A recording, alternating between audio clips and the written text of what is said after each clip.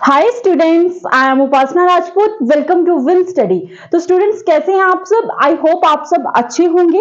तो आज हम बेसिकली स्टार्ट करने जा रहे हैं एक्सरसाइज 2.2 का क्वेश्चन नंबर फर्स्ट का फोर्थ पार्ट। इसके जो थर्ड तीन क्वेश्चंस हैं क्वेश्चन नंबर 1 के, वो हम ऑलरेडी अपनी प्रीवियस वीडियो में डिस्कस कर चुके हैं।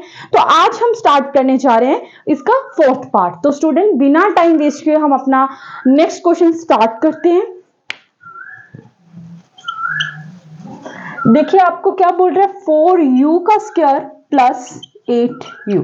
वैसे तो मैंने इस चीज के बारे में आपको अपनी प्रीवियस वीडियो में बहुत अच्छी डिटेल से बता दिया है। एक बार फिर क्वेश्चन को रीड कर लेते हैं। हमें बोलते हैं find the zeros of the following quadratic polynomial and verify the relationship between the zeros and the coefficient. यानी कि आपको क्या करना है, आपको sum of zeros and product of zeros find out करने हैं। उसके बाद इस टर्म के जीरोस निकालने हैं और फिर उन दोनों को आपस में वेरीफाई करना है। और हमेशा आप देख रहे थे सेम ही आ रहा था, ठीक है। और जिसकी जितनी भी डिटेल की चीजें हैं वो ऑलरेडी डिस्कस कर चुके हैं, तो क्या बार बार वही चीजों को रिपीट करना है ना। तो हम क्वेश्चन स्टार्ट करते हैं। अब देखो फर्स्ट बोर्ड है 4u का स्क्वायर प्लस 8u। अब आपको सबसे पहले तो ये देखना है कि क्या एक ये पॉलिनोमियल है, मतलब ये पूरी कर रहा है। तो हमें इतना पता चल गया कि डिग्री आपकी स्क्वायर में, तो ये क्वाड्रेटिक पॉलिनोमियल तो है, डेफिनेटली है। लेकिन आपको यहाँ पे एक कांस्टेंट टर्म मिसिंग दिख रही होगी जो कि c की जगह होती थी, ठीक है। तो जो चीज नहीं दी होती आप उसको जीरो मान सकते हैं, तो इसलिए मैं इसको यहाँ पे जीरो मान लेती हूँ। तो अगर मैं देखूं तो आपके पास a कितना बन रहा है, 4 बन रहा है, b कितना बन रहा है, 8 बन रहा है, और c कितना बन रहा है, 0 बन रहा है, ठीक है।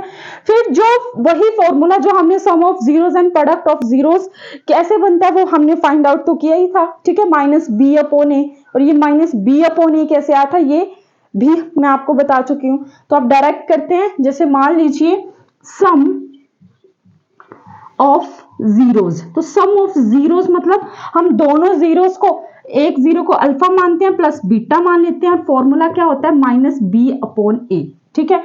तो माइनस बी अपॉन ए, यानी कि बी कितना है आपका 8, तो यहाँ पे माइनस 8 लगा दिया, और ए कितना है 4, और यहाँ पे 4 आ गया, 4 1 जा 4, 4 2 जा 8, यानी कि आपका कितना आ गया -2, ठीक है जी।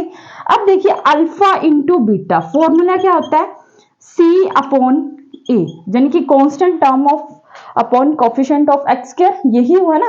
अब देखो c कितना आपका 0, और a कितना है 4, और 0/4 आपको अच्छे से पता है 0 ही होते हैं, है ना। अब देखो जब आप इसके कोफिशिएंट निकालेंगे तो अब आप यहाँ पे देखना और इसको देखना, जब आप रिलेट करोगे, मतलब इसको रिलेट करना ही वेरीफाई करना बोल रहे हैं, समझ आ रहा है। अब देखो इस 0 का तो कोई मीनिंग है नहीं, तो इसको तो हटा दो।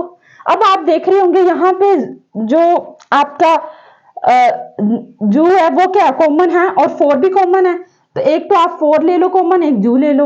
अंदर क्या बच गया u, क्योंकि एक u तो आप बाहर निकाल चुके हैं, तो अंदर बच गया प्लस 4 2 जा 8, ठीक है। देखो सेम ही रह रहा है ना। अब आपको पता है कि अगर आपको याद हो तो हम क्या करते थे, जीरोस के इक्वल रखते, जीरो के इक्वल रखते थे, यानी कि जो में ऐसा क्या भरा जाए कि हमारे पास जीरो आ जाए, यही करते थे हम। अब देखो 4u इज इक्वल टू 0, और u plus 2 is equal to 0, u is equal to 0 upon 4, यानी कि u इज इक्वल टू 0। और यहाँ पे देखिए u is equal to 0 minus 2, u is equal to -2, यानी कि एक आपका 0 आया 0, और एक आया आपका -2, यानी कि इसको आप अल्फा मानेंगे, इसको आप बीटा मानेंगे। चाहे आप इसको अल्फा मान लो चाहे इसको, कोई मैटर नहीं करता, मेरे को मैं सीक्वेंस में चली और मैंने कर दिया, ठीक है।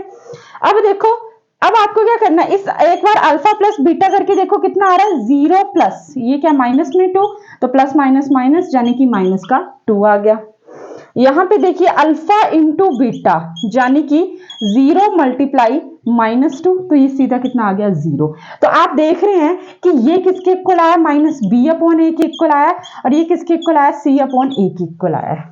तो यानी कि इसी को तो वेरीफाई करना बोलते हैं। आप देखो सेम ही आ रहा है, लगा पता। अब आपको चीजों को समझ आ रहा होगा कि मैं क्या कर रही हूँ, तो नोट कीजिए इसको।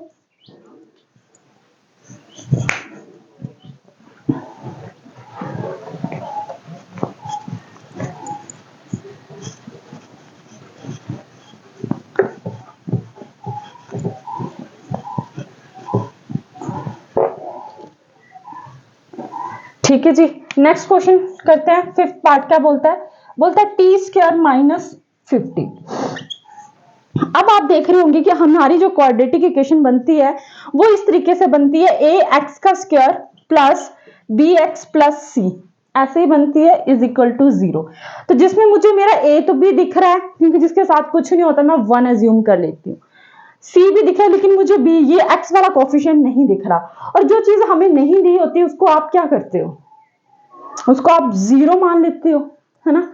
तो क्या करते हैं फिर, 0 मान लेते हैं, यानी कि जहां पे टी स्क्वायर यहां पे 0 होगा, 0 को टी के साथ करेंगे तो 0 ही आएगा।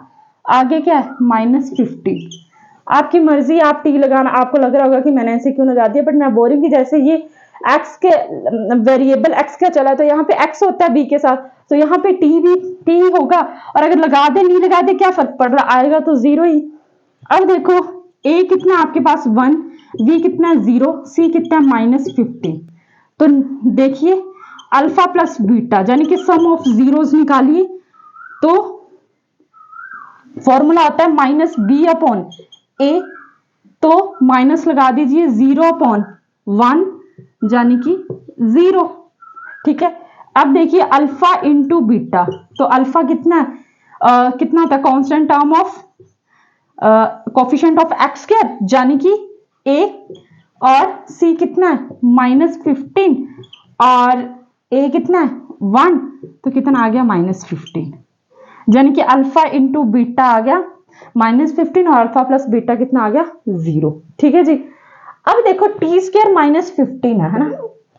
तो अगर आपको याद हो तो ऐसी चीजें हमने पहले कभी करी हैं, जो स्टूडेंट मुझे रेगुलर देख रहा होगा तो उसको समझ आ रहा होगा कि हमने क्या किया था। मैंने आपको बोला था कि ऐसी कंडीशन आ जाए तो आप ऐसे लिख सकते हो √15 का स्क्वायर, क्योंकि जब आप √15 का स्क्वायर करते हैं मेरे बच्चे तो ये कैंसिल ही तो होना है, यानी कि इस और इस टर्म में कोई खास फर्क नहीं पड़ा, लेकिन हमारा काम हो गया क्या, ए स्क्वायर माइनस बी स्क्वायर वाला। आपको पता है ये क्या बन रहा है, ए स्क्वायर माइनस बी स्क्वायर, और इसका फॉर्मूला क्या होता है, ए प्लस बी, ए माइनस बी, और इस केस में आपका जो ए है वो कितना है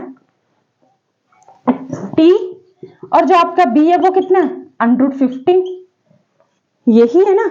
तो जाने की क्या बन गया, टी प्लस √15, और दूसरा क्या बन गया टी माइनस √15, और ये किसके इक्वल, 0 के इक्वल। आपको पता है 0 ही रखते हैं हम। अब कर लीजिए T plus √15 is equal to 0, T is equal to 0 minus √15, और टी की वैल्यू कितनी आ गई -√15। ठीक है, अब देखो T minus √15 is equal to 0, T is equal to 0 plus √15, और टी की वैल्यू कितनी आ गई √15। लगा पता, ठीक है। अब देखो करके देखो भला क्या, alpha plus beta, alpha plus beta क्या आएगा -√15 प्लस √15, यही आपका अल्फा प्लस बीटा। तो ये कैंसल आउट हो गया, कितना बन गया 0। अब दूसरी तरफ देखो alpha into beta, alpha into मतलब इन दोनों को क्या करना है मल्टीप्लाई, तो करिए मल्टीप्लाई, तो देखो माइनस, और ये √15 इंटू √15, तो इसको तो एक बार साइड में रहने दो, √15 का ये क्या बन जाएगा स्क्वायर बन जाएगा, और ये कैंसल आउट हो गया, तो बचा क्या आपके पास -15। तो देखिए आपने कर दिया वेरीफाई। ठीक है जी,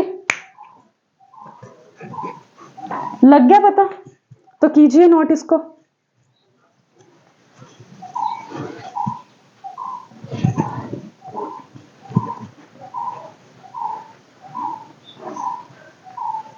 कर दो इरेज, तो मैं कर रही हूं, ठीक है।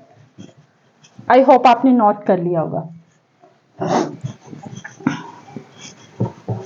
समझ तो आ रहा ना आपको मैं क्या करवा रही हूं।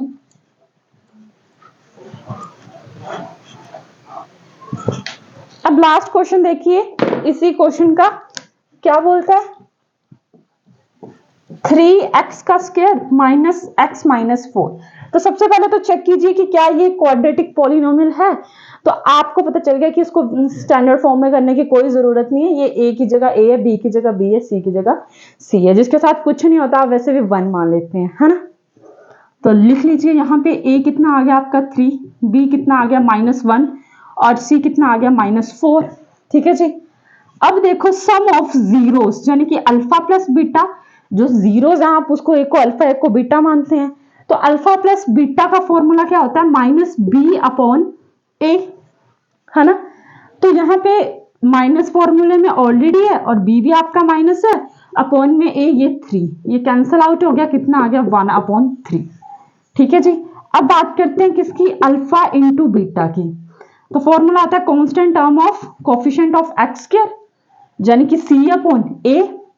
तो c कितना आपका -4 और a कितना आपका 3, तो यानी कि अल्फा इंटू बीटा आपका ये आ गया। ठीक है। अब यहां पे देखते हैं इसको आप कौन से मेथड से करेंगे, स्प्लिटिंग टर्म मेथड से करेंगे।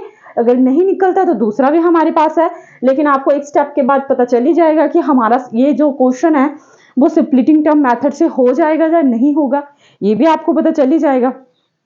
तो करते हैं और इसके जीरोस निकालते हैं और फिर आपस में इनको वेरीफाई करते हैं।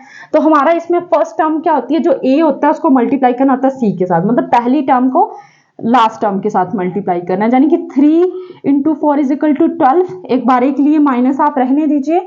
हाँ मुझे पता है आपको -12 बनाना है, लेकिन एक बार की देखो, आप देखो 12 कहाँ कहाँ आता है, 3 4 12 हो गए, और कहाँ आता है 12, 2 6 12 हो गए, फिर 12 1 12 हो गए, यहाँ ही आता है। फिर देखिए आपको एक ऐसा पेयर चूज करना है जिसको प्लस या माइनस करके आपके पास ये माइनस का एक्स आए। समझ आ गया। आपको क्या करना है, आपने जब करना होता है तब आपको साइन का ध्यान नहीं रखना है, ये पहली और लास्ट टर्म को जब आप मल्टीप्लाई करते हैं साइन का ध्यान आपको ये मिडिल टर्म के लिए रखना है। आपको -x बनाना है इन पेयर्स से, जहां तो आप उन पेयर्स को प्लस कर सकते हो, जहां तो माइनस कर सकते हो, ये आप पे डिपेंड करता है आपने कैसे करना है। बस -x बनना चाहिए, यानी कि माइनस के 1 आने चाहिए।